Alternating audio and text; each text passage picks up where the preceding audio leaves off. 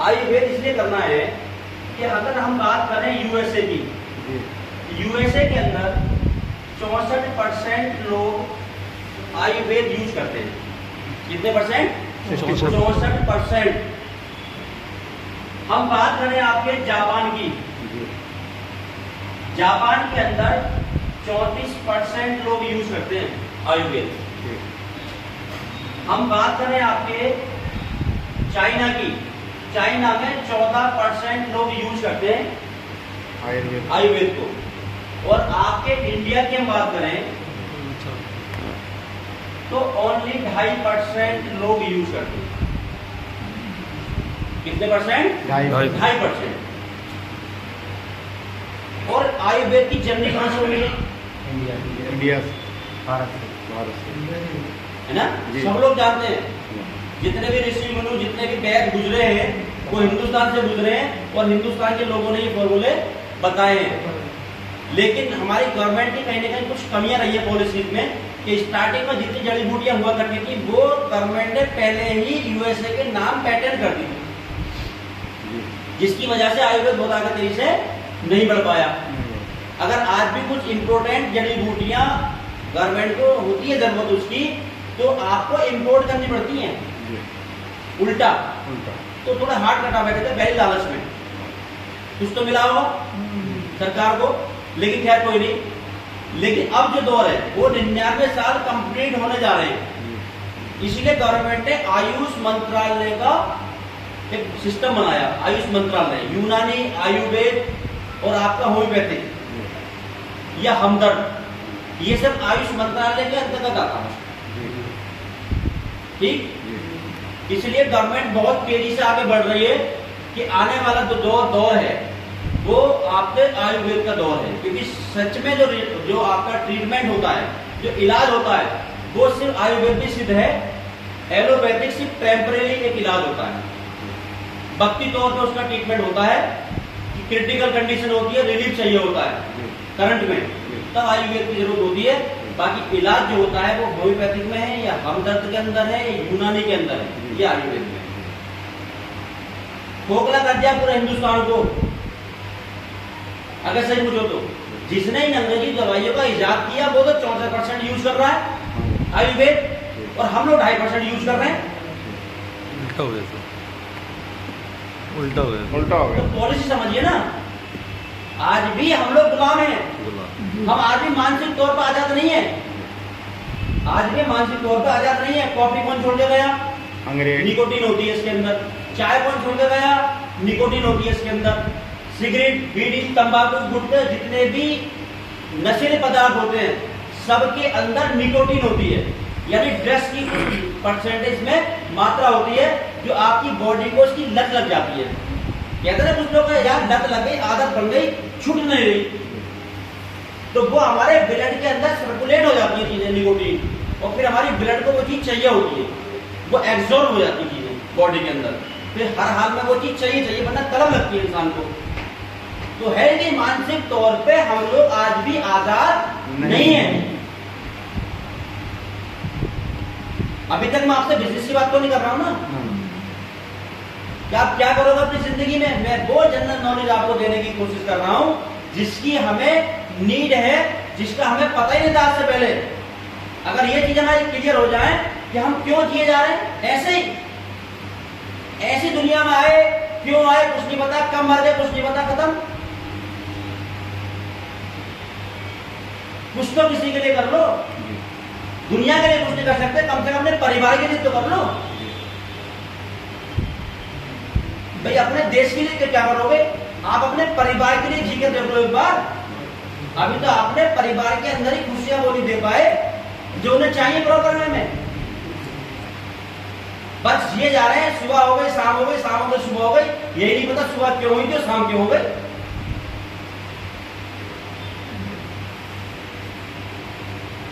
आपको 4-4, 5-5 महीने औषधि में काम करते हो गए, और इन 4-4, 5-5 महीने में भी ऐसे ऐसे लोग हैं जो 20-25 लाख रुपया अपने अकाउंट में डाल चुके हैं।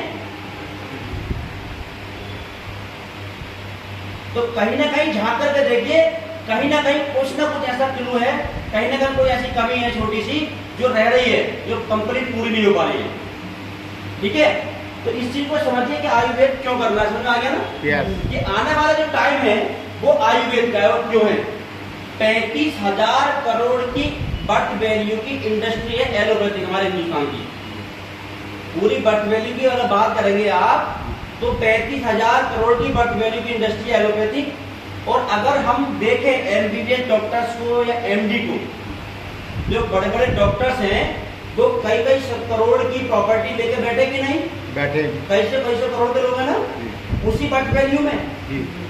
हमारे यहाँ विशेषज्ञ का कहना यह है, जो अर्थशास्त्री हैं वो ये बोल रहे हैं कि 2050 तक हमारे यहाँ की आयुर्वेद इंडस्ट्री जो है वो 1 लाख करोड़ की इंडस्ट्री हो जाएगी। कितनी हो जाएगी? 1 लाख करोड़ की इंडस्ट्री। और 1 लाख करोड़ की इंडस्ट्री में जब 35,000 करोड़ की इंडस्ट्री में कई सौ करोड़ के लोग बैठे हुए हैं, तो 1 लाख करोड़ की इंडस्ट्री में हम लोग कितना पैसा कमाएंगे, सोच के देखिए। तो हमारा फ्यूचर आयुर्वेद में ब्राइट है या नहीं है, ये बताइए मुझे। बिल्कुल है। अभी तक मैंने ये तो नहीं बोला कि औषधि करनी है, मैं बात कर रहा हूँ आयुर्वेद की। जी सर। अगर आप छोटा सा फॉर्मूला लेके भी बैठे हैं किसी कंपनी का, या कोई आप क्लिनिक लेके बैठे हुए हैं, अगर आप हिकमतगिरी भी कर रहे हैं, तब भी आप देख लो एक हकीम टाइप के जो लोग होते हैं वो कई हजार रुपए डेली लेके उठते हैं। मैं आपको बता दूं, हमारे यहाँ कुदरती बराबर में है, डिस्ट्रिक्ट मुरादाबाद में बिलारी से पहले एक वहां पर अब्दुल्ला पठान है, आप यूट्यूब पर देखते होंगे। जी जी देखो, यूट्यूब चैनल है उनका, अब्दुल्ला पठान। अब्दुल्ला पठान की डेली की जो सेल है आज के टाइम में, ओनली 3 साल के अंदर इसी आयुर्वेद से आज उधर बाउंसर चलते हैं। उसकी सेल 10 लाख रुपए पर डे की है इसी आयुर्वेद से।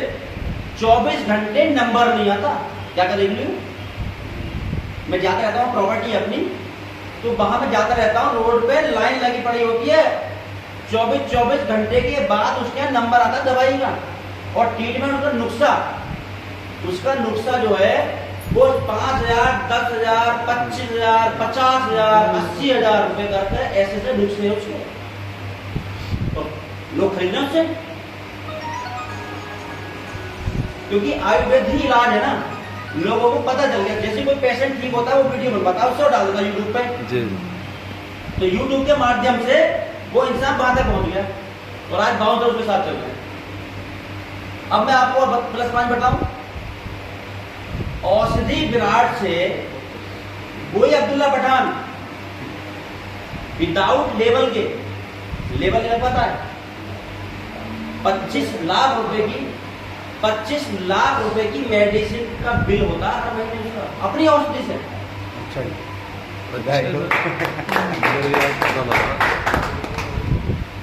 और जो चीज हम दे रहे हैं 4-4 हजार रुपए में, हाँ। पूरे पैकेज के साथ पूरा ट्रीटमेंट दे रहे हैं, वही चीजें आपका जो लीवर है ना ये 2500 रुपए देता है। लेवल नहीं है सर, 2500 रुपए का 750 का आप हमारे लिए 500 रुपए का दे रहे हो, वो 2500 का बेचता है और सीने ठोक के बोलता है गारंटी के साथ, और आप भी सीने ठोक के बोलते हो। वो ट्रेडिशनल काम कर रहा है, इतना बड़ा करने के बाद भी कि अपर लेवल के एक लीडर कंपेयर में है वो नहीं आ रही। ये सिस्टम की पावर है। तो 25 लाख की बिलिंग मैंने खुद डील कराई सर से बैठ कर, हर महीने 25 लाख की बिलिंग होती है उसकी विदाउट लेवल की। अब सोचो ये दिमाग तो इंसान का, उसने अपने मार्केट बना रखा और ऑक्सीजन से बड़ा पैसा कमा रहा है। तो ये आयुर्वेद का दौर है, ठीक है, क्लियर हो गया। यस। कोई किसी का सवाल? अब इसका एक छोटा सा एग्जाम्पल आपको दे दूं, ये कैसे किया जाएगा। आपके अंदर कॉन्फिडेंस आएगा फिर। आपने सबने बाटा का नाम तो सुना ही है ना। यस।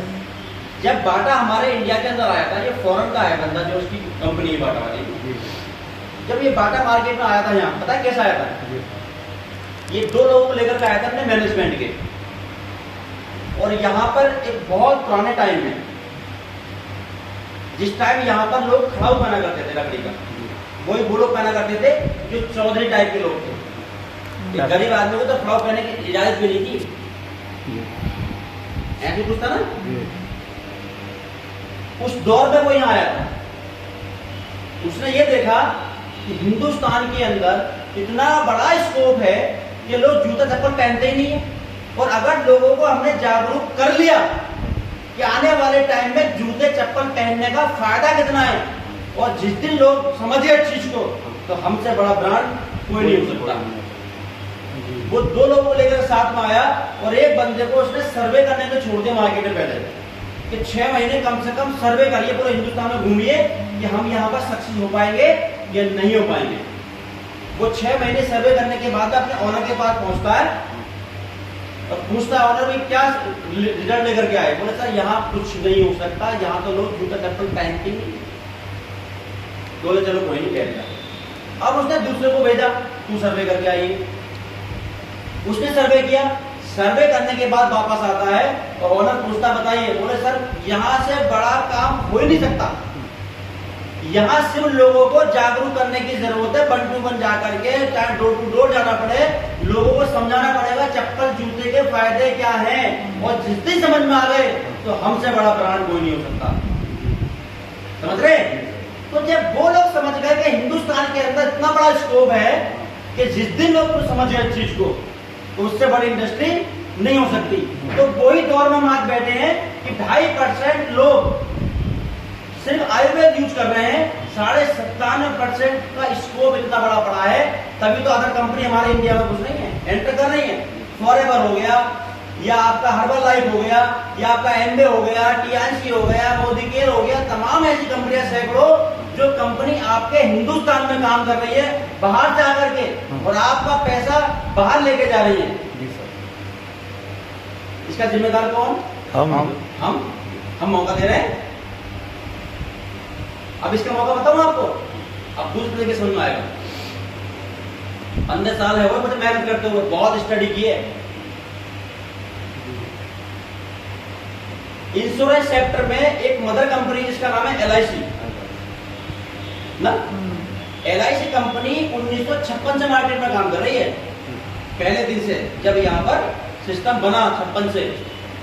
1956 से लेकर के और सन 2000 तक उसने इंश्योरेंस किए। जब यहाँ ये देखा गया सरकार ने कि जितने भी रोड पे एक्सीडेंट होते हैं, जितनी ट्रेजियां होती हैं, लोग बॉडी को रख करके रोड पे जाम लगाते करते थे। ऐसा हुआ कि नहीं बताइए मुझे आप? किसी की मौत हो जाती थी या एक्सीडेंट हो जाया करता था, तो वो रोड पे बॉडी को रख करके जाम लगाया करते थे। आप 10 साल पीछे चले जाइए तो हमारे आपके सामने सबकी बात है ना, आज लगते हैं बॉडी रोड पे जाम? क्या नहीं लगते। किसी का मर्डर अगर हो गया और अगर उसका कोई सुनवाई नहीं हो रही है तो अलग बात है, बॉडी रख करके वो रोड जाम कर दें। लेकिन पर्सनली किसी का एक्सीडेंट हुआ है, उसके बाद जाम को नहीं लगाता है ना। कितने लोग जागरूक हुए, लेकिन कैसे हुए आपको पता है इस चीज का? इसे कहते हैं गवर्नमेंट की पॉलिसी और चीजों को अपडेट करना। जब गवर्नमेंट ने इसका रेशो देखा उठाकर 2000 में, तो LIC ने पूरे हिंदुस्तान के अंदर सिर्फ 7% लोगों को इंश्योर्ड किया। कितने परसेंट? 7%। अभी 93% लोगों का इंश्योरेंस होना बाकी है। अगर आप बात करें पूरे ऑल ओवर वर्ल्ड के अंदर, इंडिया के बाहर, तो हर एक कंट्री के अंदर बच्चा पैदा होते ही उसका इंश्योरेंस हो जाता है। पता है चीज आपको? जी। और कुछ कंट्री ऐसी हैं जो 18 साल के बाद उसे अपने हैंड ओवर ले लेती है, इसलिए वो रात दिन डेवलप होते जा रहे हैं, आगे बढ़ते जा रहे हैं। ठीक है? वहां पर क्या हुआ, तो गवर्नमेंट के समझ में एक बात आई कि हमें क्यों ना इंश्योरेंस को बढ़ावा देना चाहिए, जिससे कि जो ट्रेजियां होती हैं, जगह जगह जाम लग जाते हैं, करोड़ों रुपया गवर्नमेंट को पैसा देना पड़ता है उन लोगों को जिनके एक्सीडेंट जो ट्रेजियां होती हैं।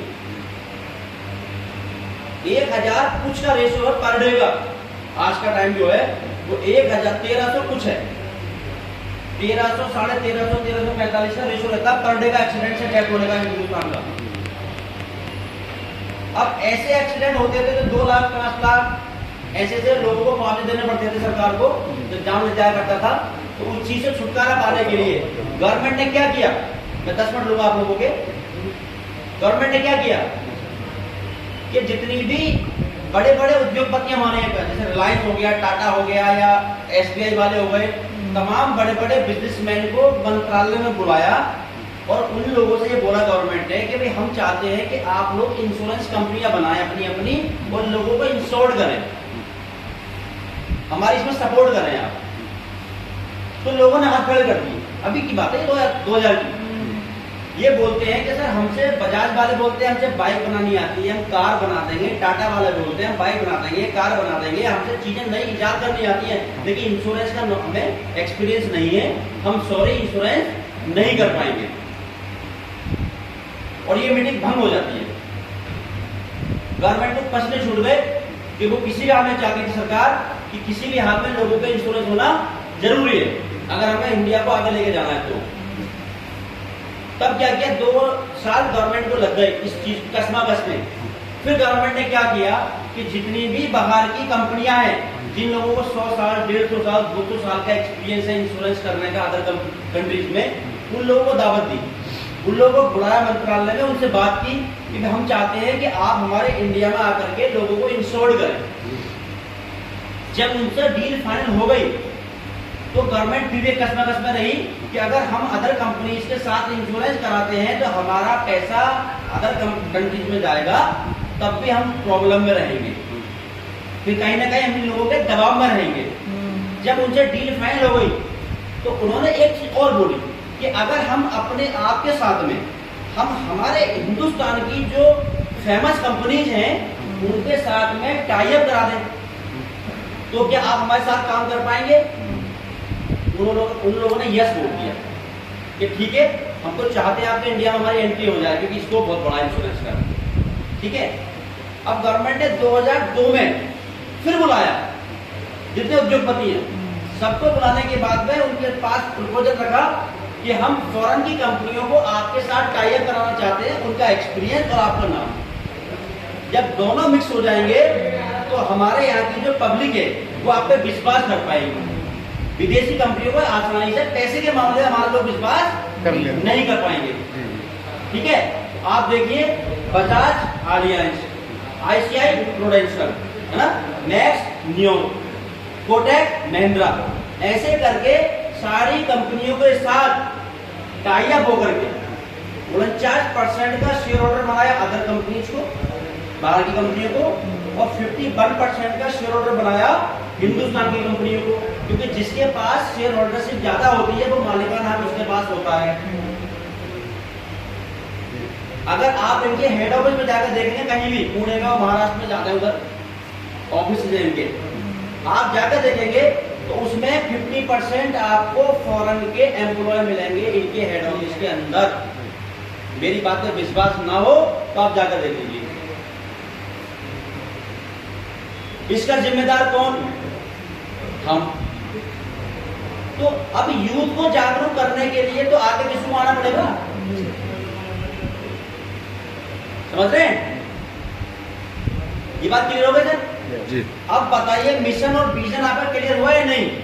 हो गया सर, हो गया। अब बात करते हैं औषधि पे अपनी जी। कि आयुर्वेद में औषधि क्यों करें? हम औषधि इसलिए करें कि औषधि एक वो प्लेटफॉर्म बन चुका है